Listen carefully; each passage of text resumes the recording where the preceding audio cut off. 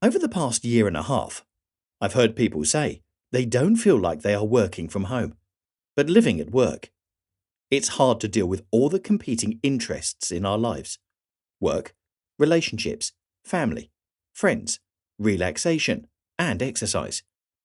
There's one tool I've found effective in navigating this issue: the Eisenhower Matrix. Originally created by President Dwight Eisenhower, the graphic helps you prioritize tasks based on urgency. While most people use it for work, I've expanded it to include everything I do in a day. Here's how it works. Get a piece of paper and divide it into 4 quadrants. Label the sections like this: not urgent and important, not urgent and not important, urgent and important, urgent and not important. Now think about the tasks you have swirling about in your head and write them down on the sheet. In our context, urgent means it needs to be done today. These are your non-negotiables. For instance, a friend of mine goes for a walk with his wife at 6 p.m., no matter what. One of my urgent tasks is calling my family. Here's an example of what my matrix might look like.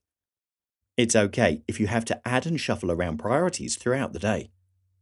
When time is running low, I will sacrifice the tasks closer to the center of the matrix first. In this example, while I'd prefer to help my colleague today, I know it's okay if I do it tomorrow instead. I use arrows to adjust my priorities when needed. Everyone's priorities will look different. You might be surprised to see watching a soccer game as something that's urgent for me, but it's the way I de-stress at the end of the day. The way you start off the sheet is what you imagine your best self would do. The mess at the end of the day with arrows pushing things into tomorrow is what you really do.